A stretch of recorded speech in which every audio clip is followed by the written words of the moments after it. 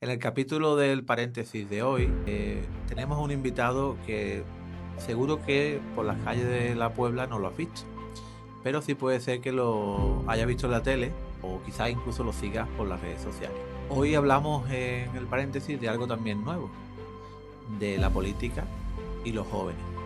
Y para ello hemos invitado a un parlamentario andaluz que además es muy joven. Hoy tenemos con nosotros a José Manuel Jurado y en estos momentos empezamos con la grabación. Bueno, como decía hace un momento, hoy venimos a un poco a reflexionar, ¿no? A ver si son los jóvenes los que se alejan de la política o es la política la que se ha alejado de ellos. Porque los datos no dicen que los jóvenes estén lejos de la política, los datos que hay ahora mismo. Lo que sí vemos es que quizá haya un problema, desde mi punto de vista, de desafección y de lejanía, pero más bien entre la política y ellos. Entonces hoy, como decía antes, José Manuel, bienvenido al paréntesis, gracias por el esfuerzo de estar aquí esta tarde.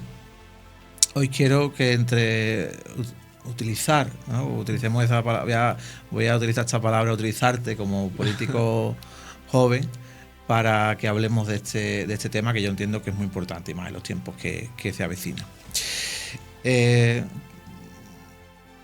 ¿Cómo le podemos explicar a un joven que la política importa?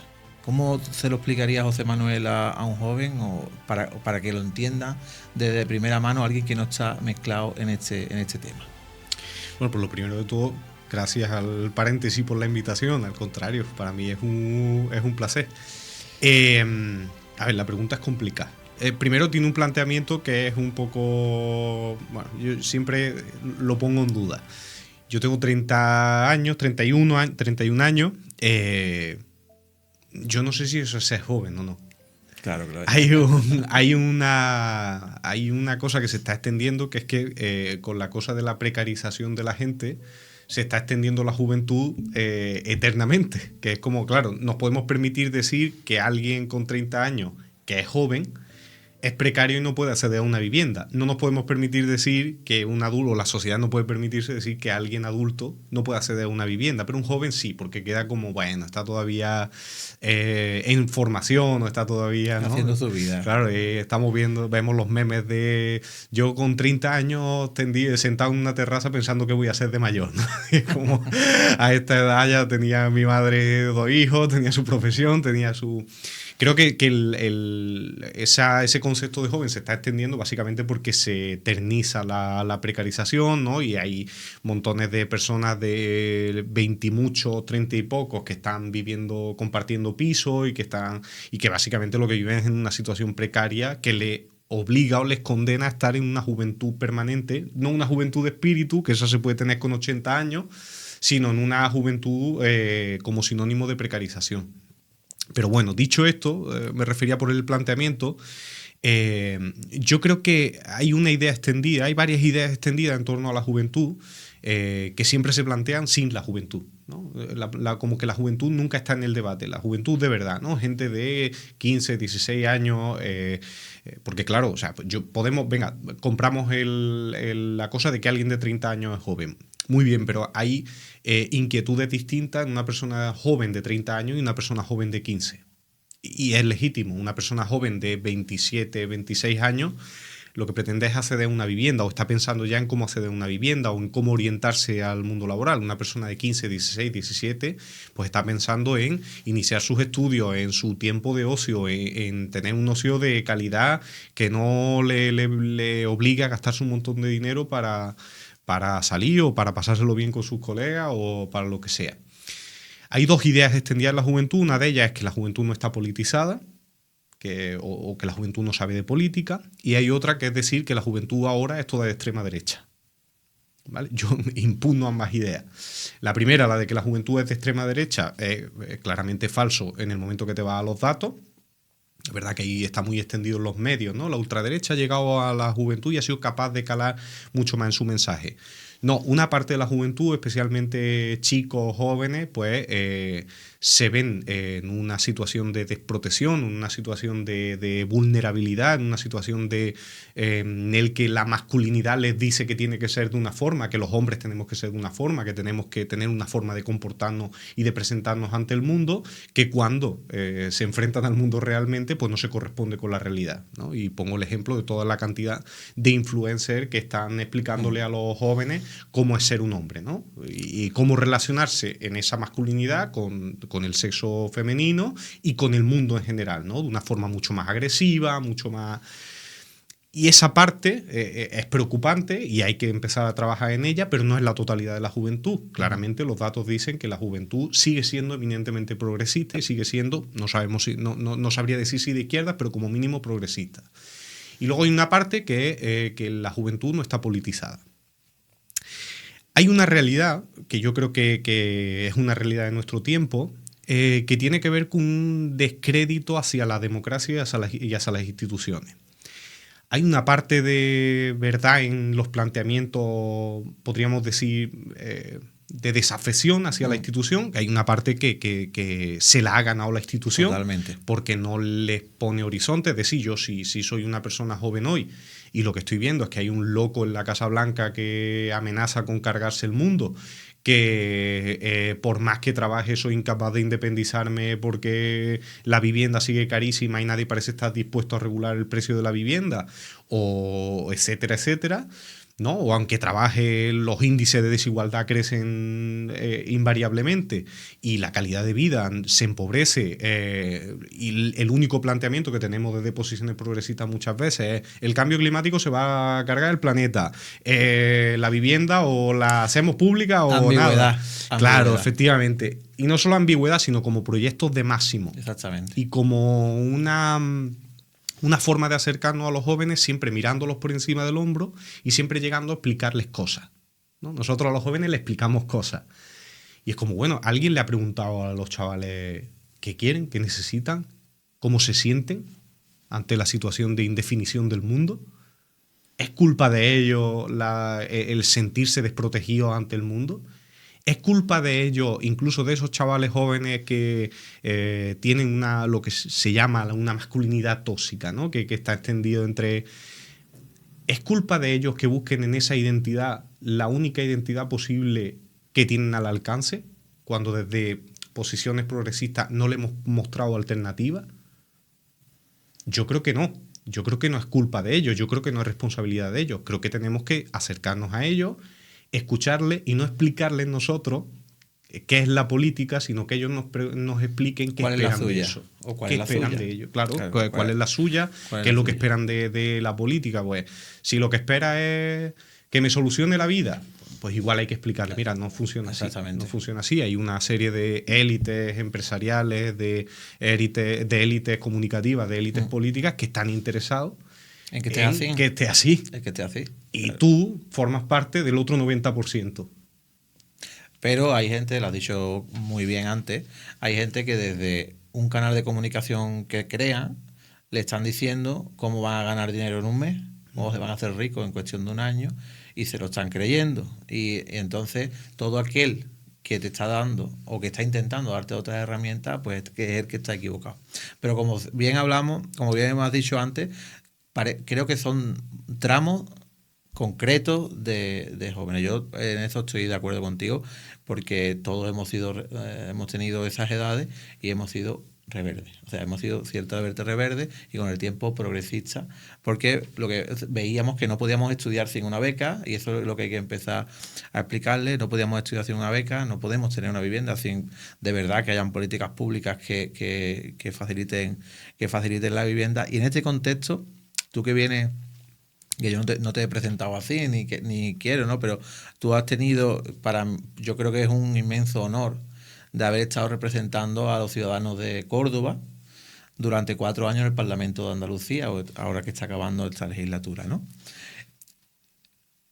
Con estos problemas, desde tú que has estado allí, ¿cómo ves la situación política de Andalucía para afrontar estas cosas que hemos hablado hace unos segundos? Pues mira, dos apuntes simplemente a lo que habías planteado, en el planteamiento habías hecho. Hay otra cosa que es fundamental para entender la situación de los jóvenes y es que, voy a usar la palabra que no ha aparecido todavía, el capitalismo se ha encargado de romper todos los lazos que nos unían, que construían comunidad. Y igual no hace falta que los jóvenes se metan en un partido político. Pero sí que es importante que se junten entre ellos. No solamente para salir de fiesta, sino que se junten, que generen comunidad, que generen pueblo, en este caso, que generen ciudad, que generen barrio, porque eso es básicamente la antesala de que luego nos organicemos y digamos, pues mira, efectivamente hay un problema aquí, ¿no? Que es que necesitamos becas, que necesitamos vivienda. Y luego otro pequeño apunte que tenía que ver con lo que decías de los influencers. En el pozo de todo eso hay un halo de esperanza. En todos los imbéciles, estos influencers, ¿no? el que van desde el que te dice que va a ganar dinero invirtiendo en cripto al anormal que te dice que haciendo Barpi va a ganar dinero, ¿no? Toda esa amalgama de gente, realmente en el fondo de todo eso lo que hay es una intención de emancipación del trabajo. La gente quiere dejar de trabajar. Y eso es un principio de izquierda. Claro, nosotros queremos reducir la jornada laboral, queremos trabajar el menos tiempo posible y ganando el máximo dinero posible. Ahí hay un pozo en el que nosotros tenemos que rascar. Lógicamente tú invirtiendo, si inviertes en cripto no vas a ganar dinero porque nadie o prácticamente nadie lo hace. Lo hacen solo los que están arriba, la gente común no, pero igual nosotros ahí tenemos una beta por la que entrar. Digo, porque me parecía que el apunte era interesante. Luego, a nivel de cómo está la política a nivel de Andalucía, el tema es como súper abierto, súper complejo. Bueno, ahora vamos a ir... el cómo está la política en Andalucía, o sea, a día de hoy estamos previo a una campaña electoral. Sí, pero José Manuel, yo te hablo, aunque ahora hablemos de ciertos temas de políticas ya más concretas en Andalucía o de temas más abiertos, yo te hablo de esto que hemos estado analizando en Andalucía con el gobierno y con el Parlamento. Vamos a meter todos los grupos, ¿no? ¿Cuál es la situación con respecto? ¿Se escucha a los jóvenes? ¿No se escucha? ¿Se está haciendo sensible más que a la foto de la cámara cuando hay algún tipo de catástrofe o algún tipo de problema realmente a las problemáticas? Porque yo podría decir algunas que no, pero me gustaría que tú que has estado allí, hayas debatido en las comisiones donde yo no he podido estar. Me gustaría saber si de verdad se debate los problemas de este rango poblacional. No mucho. La política institucional adolece de básicamente hablar de problemas de clase media y de gente de un rango entre 35, 50 años y jubilado. Es decir, la gente joven no está presente en ningún caso. Y si está presente, solamente es para prohibirles cosas. Así se relaciona la política con la juventud. Yo recuerdo uno de los debates que estábamos teniendo era sobre el tema de las redes sociales y la tecnología con los jóvenes. Y ahí aparecían un montón de expertos.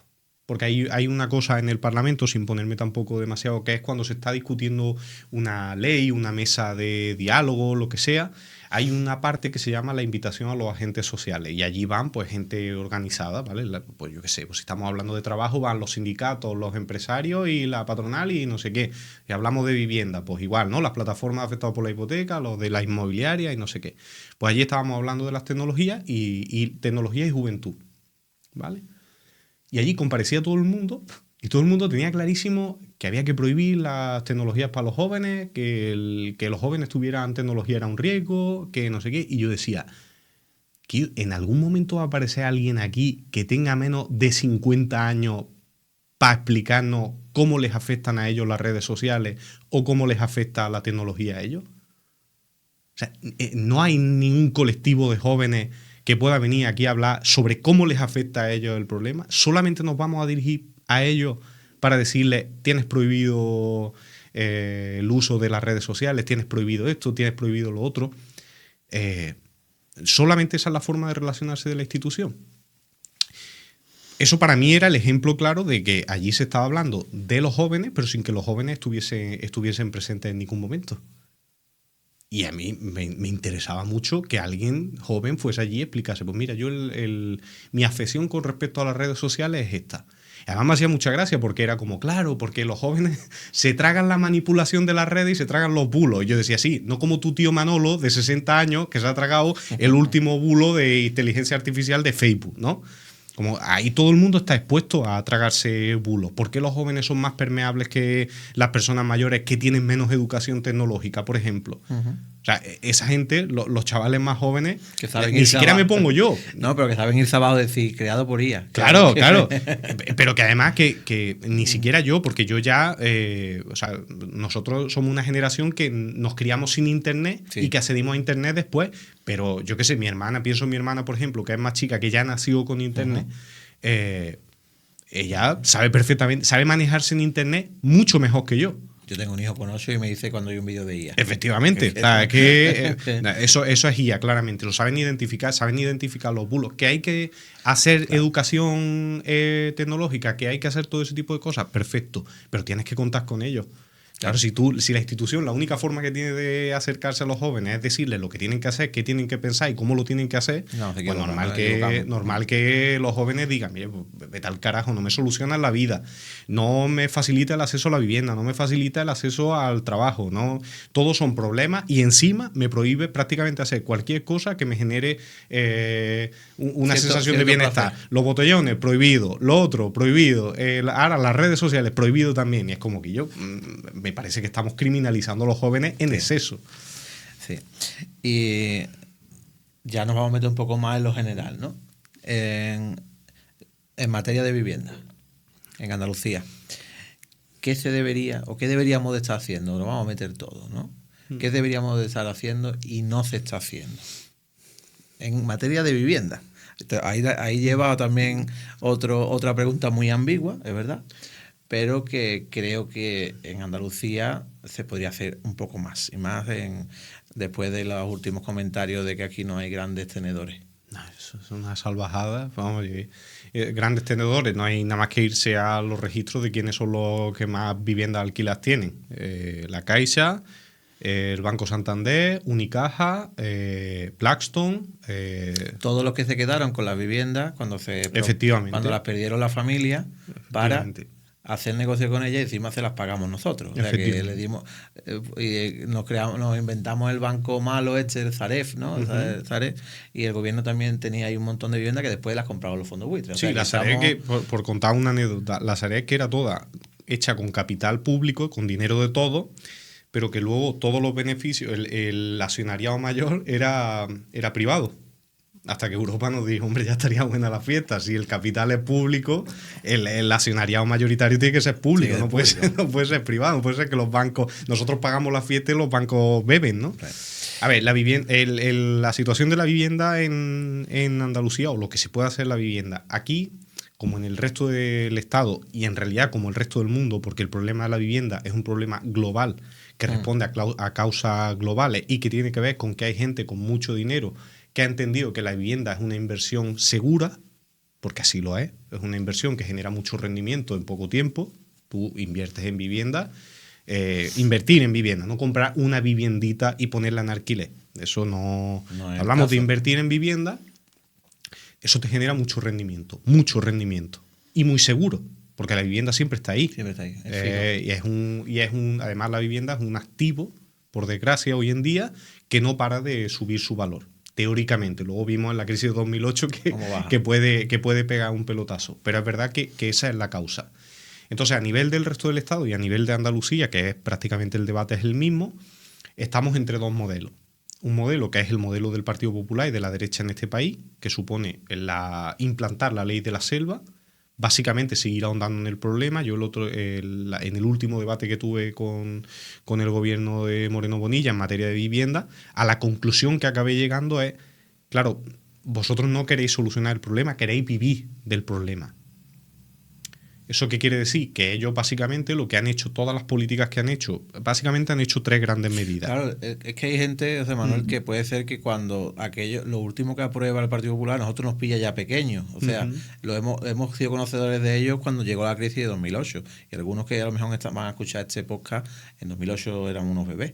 Pero en los 90, un gobierno en España liberalizó el suelo y dejó que se construyera de una forma masiva y por una serie de personas. Y después generó en una crisis inmobiliaria, que yo creo que es por ponerle en contexto un poco a la gente. Que si después, nos vamos más atrás, nos podemos ir a que lo que pasa que está un poco cliché, pero si nos vamos atrás, el origen del problema está en el franquismo. Había un ministro que era el ministro de Vivienda, que era Arrese, el ministro Arrese, que fue el que acuñó aquella frase de queremos un país de propietarios, no de proletarios. Que lo que hizo fue básicamente construir 6 millones de vivienda protegida, VPO, que al cabo del tiempo se recalificaba y se convertía en vivienda de mercado. Es decir, construimos 6 millones de viviendas con dinero público y en suelo privado. público, y al poco tiempo se convirtió en vivienda de mercado. Esa vivienda de mercado, que era VPO anteriormente, fue la que se convirtió en parte del problema.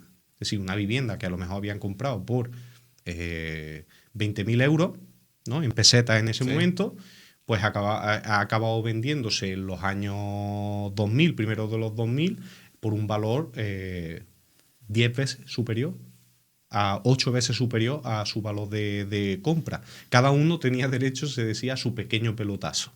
¿Eso que acabó generando? Una burbuja terrible, la privatización de facto de un parque de vivienda que nos convierte en el país de Europa con menor reserva de vivienda pública y vivienda de no mercado, es decir, vivienda en la que no intervienen las leyes del mercado, sino que está protegida de alguna forma, bien por regulación del gobierno, bien por cooperativa o bien por cesión de uso, el que sea. Voy a intentar no ponerme demasiado técnico con esto, porque a mí me obsesiona mucho el tema de la vivienda. Y ese es el origen. Luego, la liberalización del suelo vino después con Aznar, pero es que con Felipe González había venido la eliminación del alquiler indefinido. Que ese es el origen del problema del alquiler que tenemos hoy en día. Es decir, tú antes hacías un contrato, como igual que un contrato de trabajo.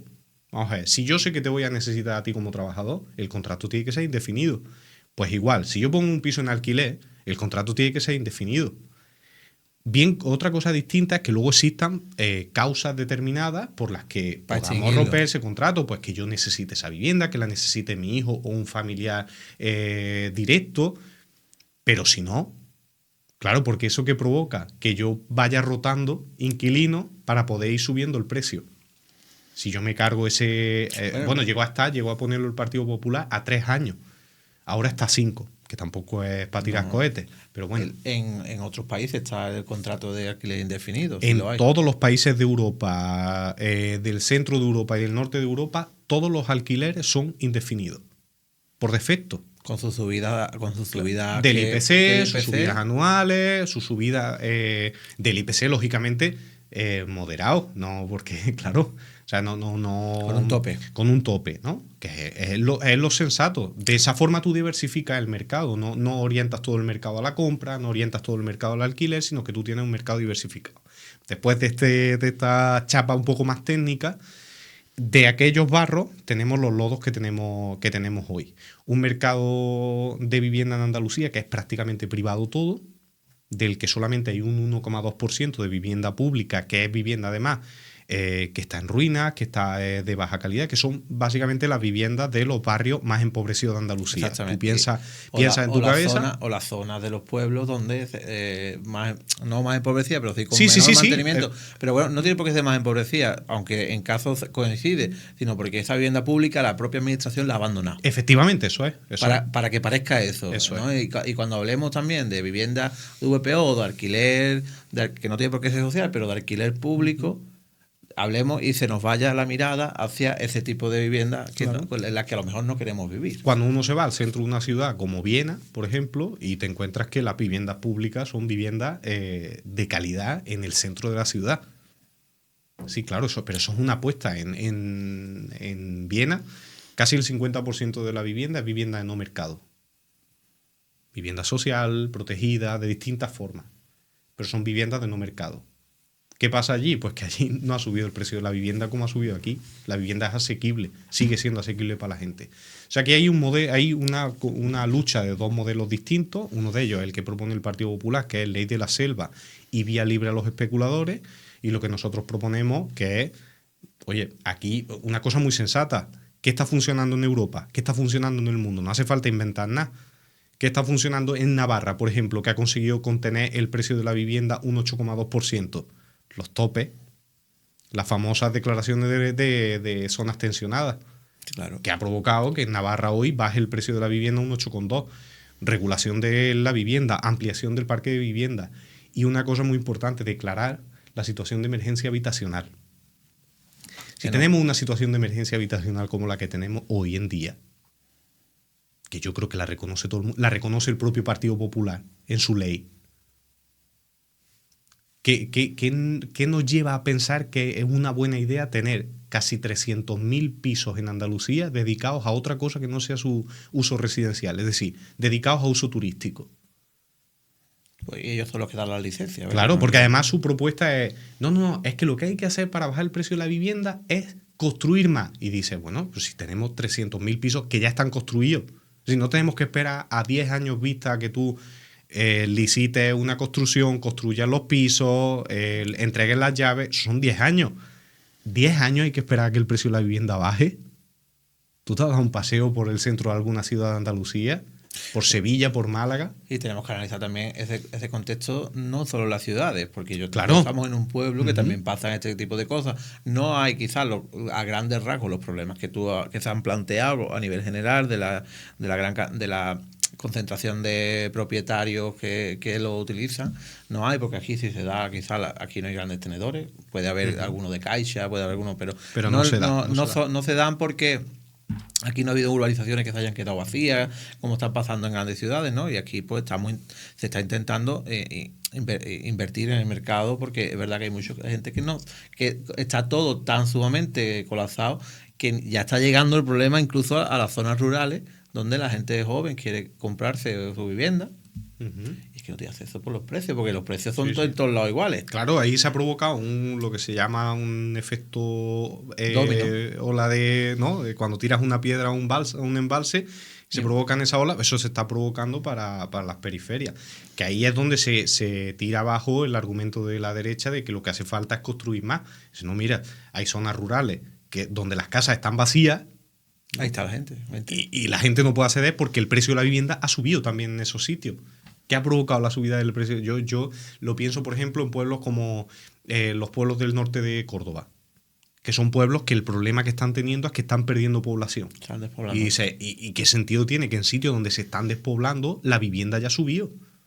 Si el problema es que hay más gente que vivienda, que es lo que plantea la derecha, siendo falso, ¿por qué en esos sitios sube la vivienda igual? Sube igual, ¿eh? Me entiendo que debería de ser donde haya mucha concentración, sube y ahí actúa a través de los mecanismos de control del precio. Claro, pero eso sería si la ley de oferta y demanda funcionase en la vivienda. Pero en vivienda no funciona. En vivienda no funciona así. El ejemplo claro es si sube muchísimo el precio del tomate, tú puedes no comprar tomate y comprar pepino y comes otra cosa. Pero vivienda en el caso de la vivienda no. No puedes comprar la vivienda solamente hay una forma de vivir, que es una vivienda. Hombre, te puedes comprar una tienda de campaña desde Decathlon e irte a un descampado, pero no es lo mismo. Y seguramente ahí sí subirían las tiendas de campaña. ¿Me explico? No funciona igual porque la vivienda es un bien irrenunciable a la que la gente está dispuesta casi a pagar cualquier cosa, cualquier precio, porque necesita vivir en un techo. Claro. Y también la gente nos tenemos que concienciar en que a lo mejor hay que salir de las ciudades también, los que lo hicimos el éxodo, volver a los pueblos donde estábamos, que se vive muy bien y que hay espacio y que se van a construir viviendas para que vengan. La siguiente te voy a unir dos, ¿vale? Te voy a unir dos en el contexto sanitario y de cuidados, ¿vale?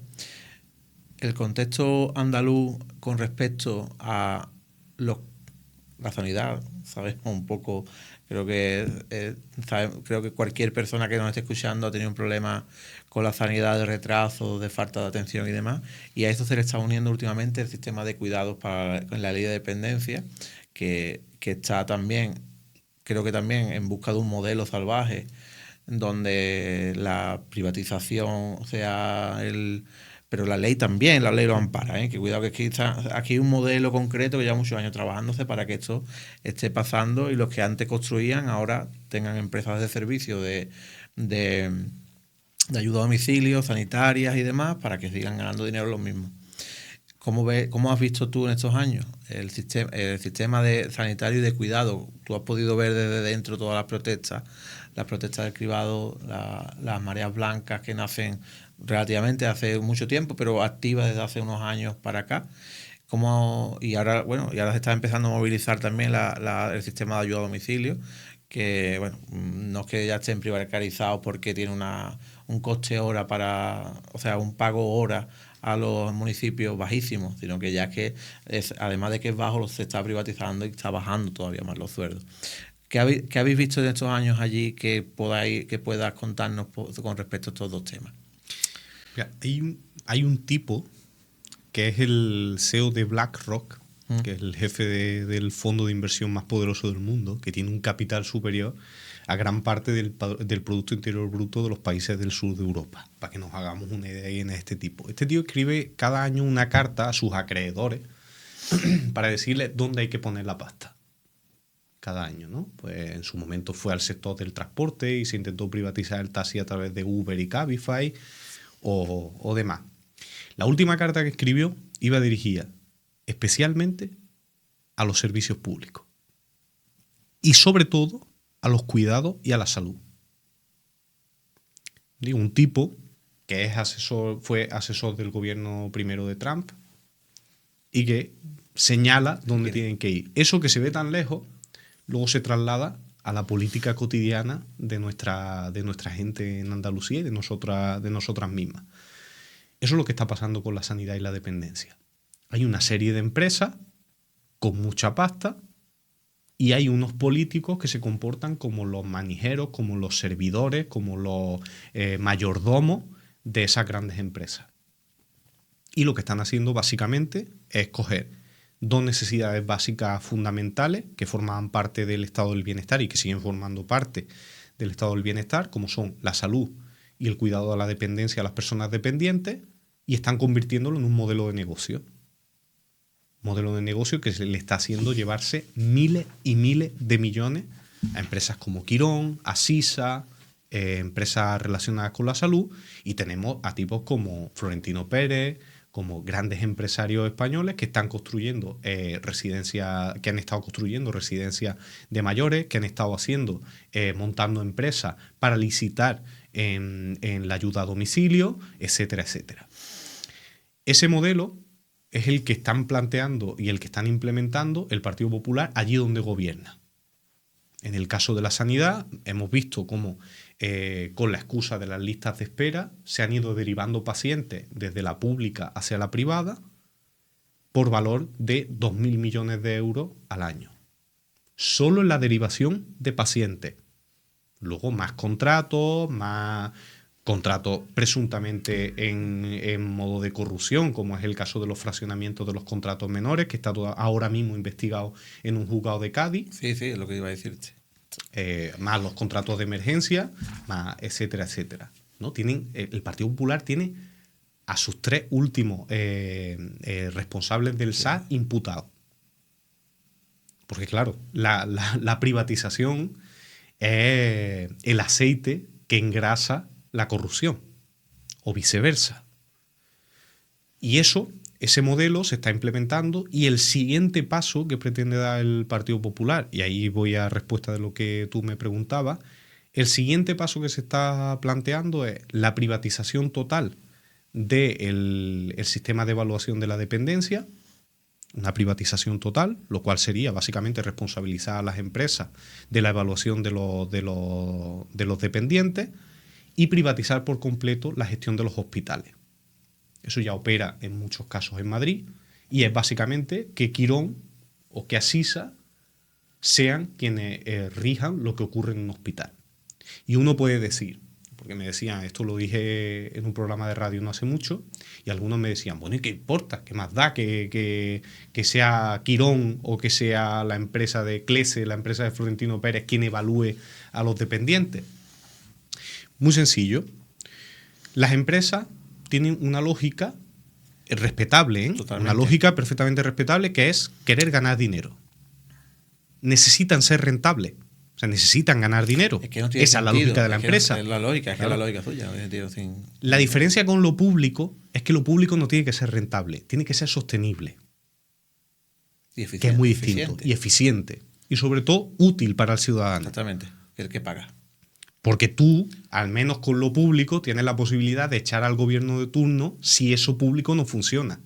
Si lo lleva una empresa, no. A la empresa no la vota.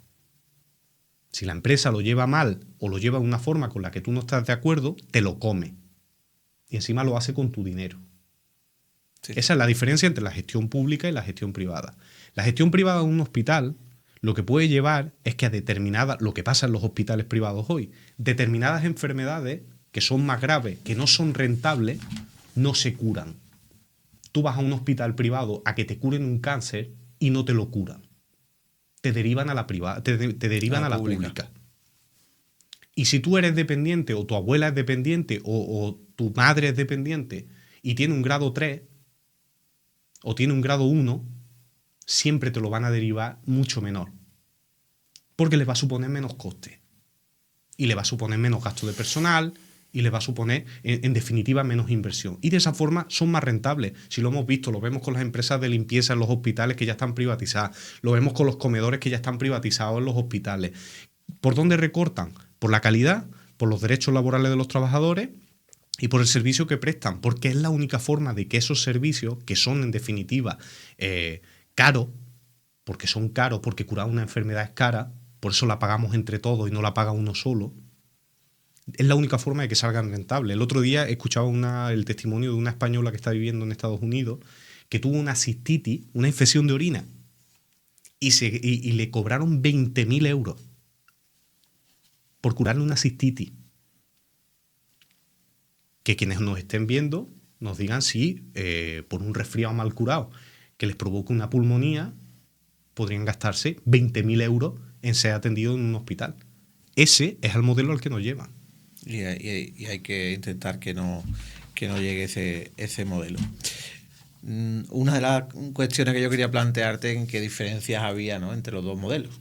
¿No? El que plantea en este caso la izquierda, la que ha estado en estos años, y la que está haciendo ahora. Yo creo que ha quedado bastante claro, ¿no? Entonces, ya si tuvieras una mañana, Juanma Moreno se va. Pongamos que se va. Y tú vas Nunca era esa breva. Y tú vas a coger su sillón. Vas a llegar y pues voy a hacer. Te dice, te dejo un día aquí. Te dejo un día. Dime 3 medidas que aplicarías. Diría, mira, sentarte aquí que vamos a aprobar por el Consejo de Gobierno 3 medidas ahora mismo. ¿Cuáles serían? Con un día no podríamos hacer mucho. No, porque hay que trabajar mucho ese día. Pero bueno, pero en un Consejo de Gobierno, que tuvieras un Consejo de Gobierno para aprobar, para mandar votos. Y se pudiera hacer sí o sí. Se pudiera hacer sí o sí. A ver, yo pondría una inversión mínima del Producto Interior Bruto andaluz sostenida en el tiempo en materia de vivienda. Uh-huh. Podríamos llegar a un acuerdo. Yo propondría que fuese el 5%, al menos durante la primera etapa, que fuese en recuperar parque de vivienda público. Y que no tiene por qué construirse. No. Aquí además se llama la lógica de las 3 C. Captar, comprar y la tercera, construir. Se puede construir. No estamos, desde la izquierda no estamos en contra de construir. Lo que estamos en contra es de construir cualquier tipo de vivienda. Vivienda privada, no. Vivienda de protección de precio limitado, que es como esta vivienda de Sevilla a 300.000 euros. No, esas no hacen falta más ya hay suficiente. ¿No? Queremos construir vivienda social, vivienda de alquiler asequible, vivienda pública, vivienda protegida, todo ese tipo de... Para ello requiere una inversión sostenida en el tiempo de al menos el 3, el 5% del Producto Interior Bruto de Andalucía, sostenido en el tiempo durante al menos una década, para recuperar índices europeos de parque de vivienda público que pueda competir con el parque de mercado y pueda alterar el precio a la baja. Esa sería la primera. Vale. La segunda, rompería todos los contratos de Quirón, de Asís. Por eso digo que se puede hacer. Es verdad que eso no es tan fácil, que eso una vez llega, pues muchas veces romper esos contratos es mucho más caro que terminarlo. Y además los han blindado muy bien para que pase. Entonces, como estamos haciendo política ficción, yo hago política ficción, ¿vale? Pues rompo los contratos y todo ese dinero que le están dando a Quirón lo pongo directamente a funcionar en la pública. Y lo siguiente que haría, me has dicho solo 3, ¿eh? Es complicado. Digo, porque como era de los temas que estábamos hablando, lo siguiente que haría sería crear... Voy a hacerme un bonus, ¿vale? Te voy a dejar 4. Porque haría, en relación con lo primero que hemos hablado, crear un consejo de la juventud que funcione de verdad, que lo monten los jóvenes. Aquí tenéis las herramientas, aquí tenéis los centros. Utilizarlos para lo que queráis. Cuando digo para lo que queráis, es para lo que queráis. Montar grupos de música, hacer cafre, lo que queráis. Son vuestros, autogestionároslo. Y ahí, eso lo vais a utilizar para hacer propuestas a nivel político que vosotros consideréis. Las que queráis, ¿eh? Ya veremos si se pueden hacer o no. Pero ahí tenéis esos centros de espacio para que vosotros los utilicéis, para lo que sea. Consejos de la juventud que funcionen de verdad. Y el último, el de... Sí. Yo recuerdo que cuando yo era consejero de juventud, que fui al Instituto Andaluz de la Juventud y el responsable tenía la edad de mi padre. Que es un poco lo que me está diciendo. Era muy mayor, no es problema, pero que era muy mayor. Oye, no es problema. Al ser del Consejo de la Juventud, igual es un problema, ¿sabes? No tenemos problema con que la gente sea mayor, al contrario, a tope con ellos, ¿sabes lo que te digo? Pero cada uno en su sitio. Claro. Y en lo último, hacer público el sistema de ayuda a la dependencia en su totalidad. Es decir, las trabajadoras que cuidan a nuestra gente dependiente, las trabajadoras que cuidan a las personas mayores, a nuestras personas mayores que han sido quienes nos han criado, que han sido quienes han constituido la sociedad en la que ahora vivimos, no pueden tener las condiciones miserables a las que se les está exponiendo. No pueden tener condiciones miserables. Pero yo no sé si a lo mejor habrá llegado, ¿no? Allí. O llega la realidad también, en otra realidad que es la cruda, ¿no? Aquí hasta incluso desde lo público, cuando se gestiona desde lo público, las fatigas. Claro, que se pasa, especialmente los ayuntamientos. Porque es que no llega el dinero total, tampoco, que tienen el dinero y no llega. Entonces, por eso te digo que ya está legislado para que pase, ¿no? Entonces, quizás haya que ir más para arriba y que el ministro de Derechos Sociales cambie esta ley para que se llegue tanto a la financiación, que sea quien sea el ministro, hay financiaciones que tienen que estar blindadas. Por eso decía lo de vivienda, o sea, blindar lo que hace falta en el Estatuto de Autonomía, me da igual, donde sea. Que es curioso. Blindarlo. Es que es curioso porque cuando se crea la ley de dependencia se dota con un dinero, ¿vale? Y ese dinero llega a la crisis del año 2008, que se traslada hasta 2013-2014, que ya entra el gobierno del Partido Popular en Madrid y aparece un hombre llamado Juan Manuel Morero Bonilla, Tachán, y quitó una cantidad de dinero inmensa. El moderado, ¿eh? El moderado no le tembló el pulso a quitar el dinero de la dependencia. Quitó una cantidad de dinero inmensa que todavía no se ha podido recuperar después de incluso 8 años de gobiernos diferentes.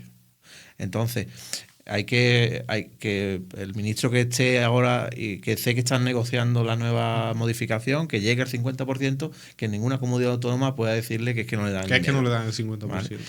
Y hemos hablado ya de varios temas, creo que es importante, ¿no? Pero si nos vinimos más a lo local, desde lo local, desde un ayuntamiento, desde una organización local, desde las organizaciones locales que existen, de los colectivos, ¿se pueden cambiar realidades importantes? ¿Podemos cambiar realidades importantes?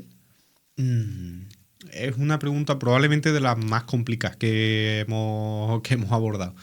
Porque el problema de los ayuntamientos es que son muy dependientes de la financiación de fuera. Y tú básicamente haces política, la política es decidir dónde pone uno el dinero. Exactamente. Y cuando tienes poco, que es lo que le suele pasar a los ayuntamientos, especialmente en Andalucía, porque la financiación es escasa, es justita, pues es verdad que es muy difícil, a pesar de que hay pueblos, como el caso de la Puebla de Casalla, que hace lo imposible por recuperar servicios públicos, por hacer política de vivienda, por tal. Nosotros hicimos, por ejemplo, en Puente Genil hicimos una experiencia que fue, sin estar en el gobierno, fue una propuesta que hicimos y que negociamos en ese momento estaba el Partido Socialista. Diseñamos un sistema de becas, por ejemplo, para estudiantes que fuesen de Puente Genil y que tuviesen dificultades económicas. Era una partida, coger una partida y destinar ese dinero a las personas vulnerables o personas con menos recursos que estuviesen estudiando fuera, ¿no? Yo había tenido ese problema, lo había sufrido como estudiante y decía, pues vamos a intentar devolvérselo a los estudiantes que son de aquí, porque claro, normalmente quienes estudian en La Puebla o en cualquier otro sitio, normalmente estudian fuera, necesitan dinero y a veces con el encarecimiento de la vivienda, con el encarecimiento del nivel de vida, pues muchas veces simplemente con las becas del ministerio no dan, con las becas de la Junta de Andalucía inexistentes, pues no dan. Entonces, echar un cable. Pero en definitiva, el ayuntamiento tiene una cosa muy bonita que es que tú eres el primer, digamos, el que recibe al ciudadano, pero también tiene una cosa de mucha impotencia, que es que en muchas ocasiones te ves de manos atadas porque los problemas realmente estructurales que afectan al día a día de la gente, pues tú no tienes ese margen de maniobra. Es decir, hoy, por ejemplo, ¿no?, que estamos asistiendo a una guerra internacional que está haciendo que los precios del carburante suban una barbaridad. Pues bueno, el ayuntamiento puede intentar apostar por energías renovables y generar una suerte de autoabastecimiento energético a través de la energía solar y demás, pero todo eso se hace con pasta. Tú puedes intentar recuperar parque de vivienda público con viviendas que están abandonadas, pero si el ayuntamiento no tiene dinero para captarlas, pues son otras administraciones, en este caso la Junta de Andalucía, quien tiene que asumir eso. Rol.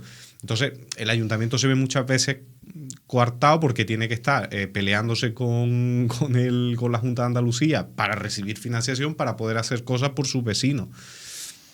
Pero aún así, como digo, hay cosas que se pueden hacer, hay que intentar. Yo siempre a los compañeros con los que hablo que están gobernando, siempre digo, me asombra la gente nuestra cómo intenta explorar siempre los límites y superar los límites de lo que se puede hacer desde los ayuntamientos y hacer oro de 5 duros, como se suele decir. Y eso se puede extrapolar a cualquier cosa, pues desde recuperar el servicio de ayuda a la dependencia hasta crear, o sea, hasta hacer parque de vivienda público, muy poco, pero algo se puede hacer, hasta generar espacios donde la juventud se pueda encontrar, espacios diseñados para la juventud, como hablábamos al principio, u otro tipo de medidas. Eso se puede hacer, pero es muy importante que la gente entienda que si tú votas en tu ayuntamiento a un determinado partido político porque representa tus ideales, es importante también hacerlo cuando llegan las elecciones autonómicas y cuando llegan las elecciones generales, porque tu ayuntamiento depende del dinero que llega de otras instituciones. Totalmente, y normalmente no se da, ¿no? Porque los ayuntamientos votan a la cercanía, votamos a la cercanía claro. y más arriba pues votamos quizás a lo que más no... A lo que más no sabemos, a lo que se vota. Sí, bueno, o sea, votas en otras lógicas. Aquí tú votas, pues, a este representante local, se vota al representante porque es confiable, porque siempre han hecho las cosas bien, porque miran por el pueblo. Y luego cuando va subiendo, pues se imprimen otras lógicas que tienen que ver con miles de cosas, desde el miedo a una invasión inmigrante inexistente, ¿no? Que, claro. En Córdoba, ¿no? Gente votando a Vox porque hay una invasión inmigrante. Y ves los datos y ha descendido la inmigración respecto a hace 5 años, hace 3 y hace 2. Y dice, pues... También. Se votan otras claves, digamos, que son distintas a las locales. Entonces, digamos así, un poco más serio, ya hemos acabado, ¿vale? Entonces, ahora vamos a hacer un juego. Bueno, un juego. Un poco menos serio, ¿no? Uh-huh. Ya hemos hablado de política profunda, creo que hace falta también reflexiones de este tipo, pero hoy vamos a estrenar, porque esto no lo habíamos hecho antes, con ningún compañero, y vamos a hablar vamos a hacer 2 juegos, ¿vale? Uh-huh. Y después al final te vamos a pedir una recomendación. Perfecto. ¿Vale? 3 cositas más.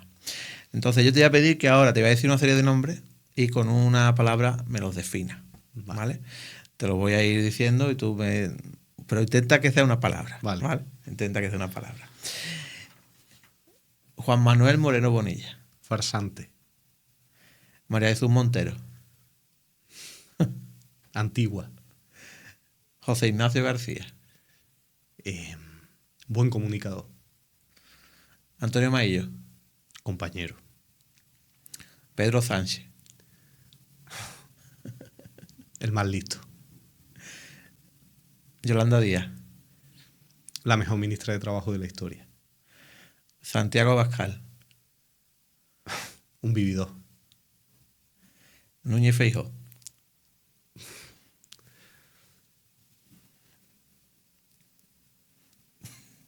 Un patán. Gabriel Rufián. El mejor comunicador en activo. Vale. La segunda parte. Si tuvieras que elegir una persona con la que irte de caña, de fiesta, de las tres que te voy a decir, ¿con quién te irías y por qué? Oye, también me tiene que decir por qué. ¿Con quién te irías de caña? ¿Con Bonilla? ¿Con Moreno Bonilla? ¿Con Abascal o con Feijóo? Tendría una salida fácil diciendo que soy abstemio y que no bebo alcohol, o sea que no podría irme con nadie, pero como podría irme a tomarme un refresco, yo me iría con Moreno Bonilla a ver si soy capaz de convencerlo de que se retire de la política. ¿Y la llave de tu casa? Te vas corriendo y tienes que dejar la llave de tu casa y te encuentras por la calle a tres personas. A María Jesús Montero, a Isabel Díaz Ayuso y a Pedro Sánchez. ¿A quién se los da de los tres? Yo a Isabel Díaz Ayuso no le doy ni agua en el desierto. A María Jesús Montero no sería mala opción porque esa mujer ha llevado Hacienda, sabe lo que es guardar. Pero yo se lo diría a Pedro Sánchez, es el tipo que mejor sabe guardar la llave de una casa, sin duda. O sea, ¿cómo tiene que tener ese hombre guardar las de Moncloa que no las suelta ni por más hostia que le dé? Y ya lo último te vamos a pedir unas recomendaciones, ¿no? Que nos recomiende algo un libro que te guste, una canción y una película.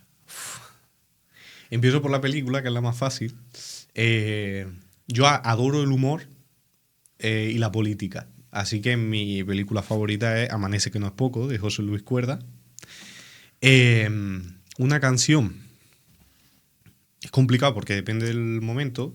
A mí me flipa la música. Me flipa la música en general.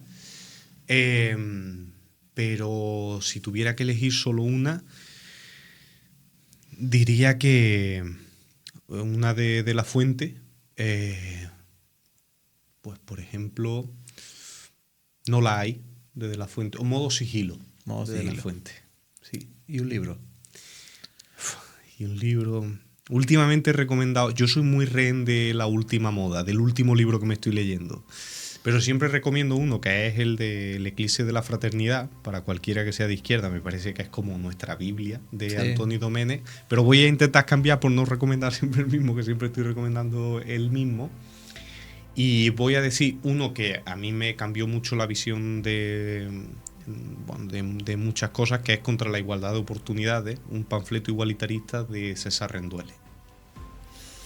Bueno, pues nos quedamos con estas recomendaciones y con... Bueno, a ver si puede ser que... Estoy leyendo ahora el último, lo siento, pero es que con los libros... Uno de Noelia Ramírez, que se llama Nadie me esperaba aquí, que es una maravilla. Que además que lo empecé ayer y casi lo tengo terminado porque me está flipando. Un lector voraz, ¿no? Sí. Pues, José Manuel, te digo lo mismo que al principio. Muchísimas gracias. Y tienes la casa abierta para este estudio abierto cada vez que quieras, y seguramente te llamaremos más veces. ¿Vale? Para que intentemos hacer contenido de calidad, ¿no? Que lo como hemos hablado al principio, ¿no? Que los jóvenes consuman también un contenido diferente, que lo puedan elegir, lo puedan comparar y también tengan una versión crítica de las cosas que están pasando, que creo que siempre ha sido necesario y va a seguir siempre. Muchas gracias. Muchas gracias a ti. Y lo dicho. Aquí, gracias. Muchas gracias, de verdad.